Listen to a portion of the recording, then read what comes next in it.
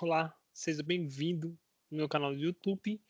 Olha só, coisas que eu vou falar nesse vídeo não vão agradar muitas pessoas, mas vamos lá, alguém tem que falar. Eu vou falar da verdadeira realidade dos brasileiros que acreditam falar espanhol. E se você acredita que fala espanhol, fica até o final, porque talvez você vai descobrir coisas que talvez não sabia. Se você acha que dá para se virar com o portunhol, olha, esse vídeo é para você, talvez você vai se surpreender aqui. Tá bom? Então, vamos lá. No Brasil é comum encontrar pessoas que acreditam dominar o espanhol, ainda que nunca estudaram de maneira formal a língua, acham que tem essa confiança, né? Que muitas vezes baseada na proximidade entre o português e o espanhol, são muito parecidos, eh, então, não é uma coisa muito desafiadora, né? Mas vamos explorar esse fenômeno, né? Porque realmente o portunhol é uma armadilha. Então, eh, isso é uma coisa que muitos brasileiros caem nessa armadilha e muitos hispanohablantes vão cair nessa armadilha, achando que o português é fácil porque é parecido. Mas vamos lá. O fenômeno do portunhol é uma mistura espontânea do português com o espanhol. É um recurso frequentemente usado por brasileiros em viagens ou interações rápidas assim com pessoas da língua espanhola. E é, um dos casos que a gente pode ver, né, durante viagens, né, turismo, por exemplo. E essa comunicação improvisada geralmente já é suficiente, né? Estou no turismo e tal, dá para entender alguma coisinha. E muitos brasileiros relatam, né, e falam que eu fui entendido e tal, ele entendeu quando eu falei, sem grandes dificuldades, enfim. Isso acontece porque em contextos turísticos, os locais, esses locais estão acostumados, né, com estrangeiros, então já sabe uma ou outra palavra. Então, eles focam mais nas coisas essenciais, e aí a gente acaba achando que realmente entende o espanhol, tá?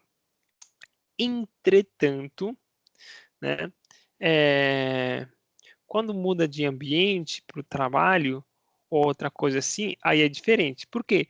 Porque no turismo eles querem garantir que você gaste o dinheiro, entendeu?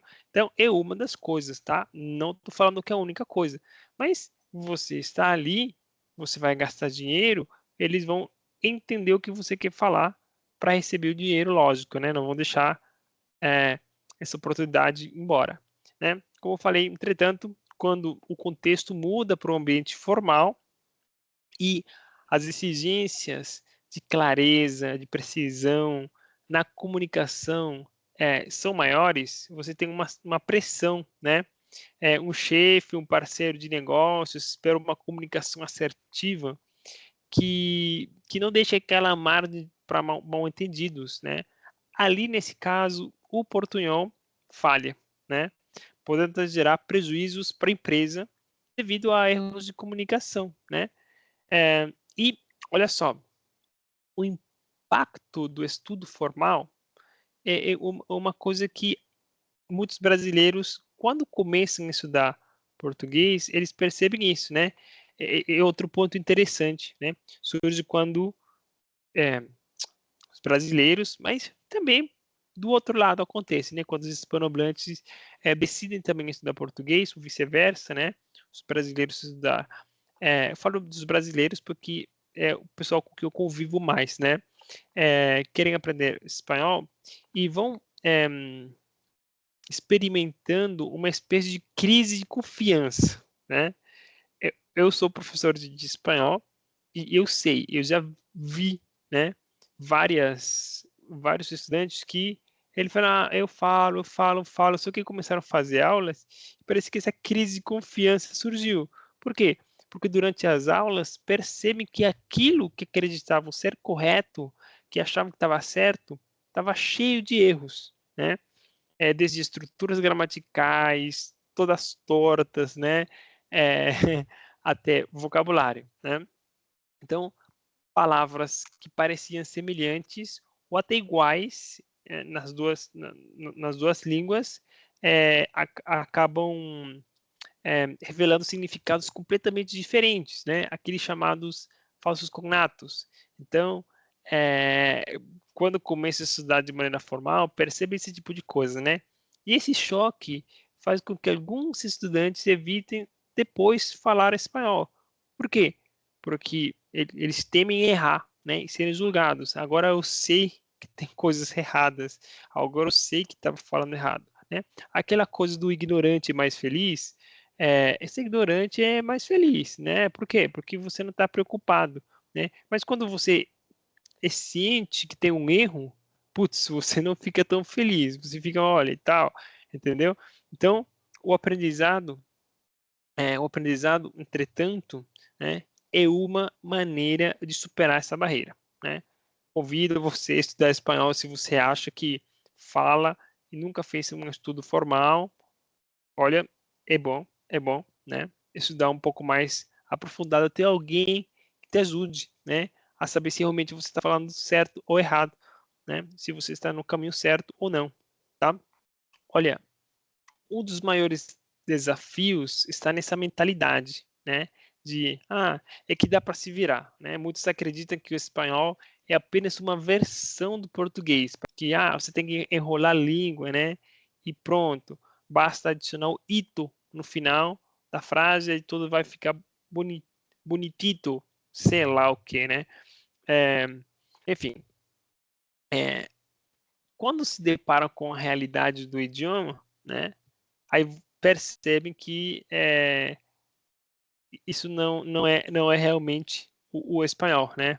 Então, achando que é, acrescentando esse tipo de coisa, enrolando a língua, às vezes acaba até piorando a comunicação com outra pessoa. Às vezes é até melhor falar português. Uma vez eu vi uma estudante que o chefe falava assim: olha, não, se você não fala espanhol fluente, só fala português. Não tente falar espanhol porque você vai piorar.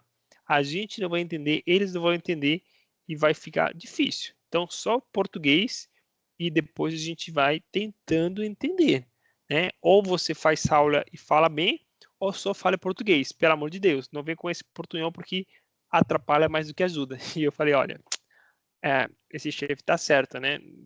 Tem um sentido bem por quê? Porque também a outra pessoa está achando que está falando português, né? E realmente não, a outra pessoa não está falando português, está tentando falar espanhol, então a outra pessoa também nem aprende direito, né? Vamos supor, o hispanohablante que está querendo aprender português também não vai entender direito, né?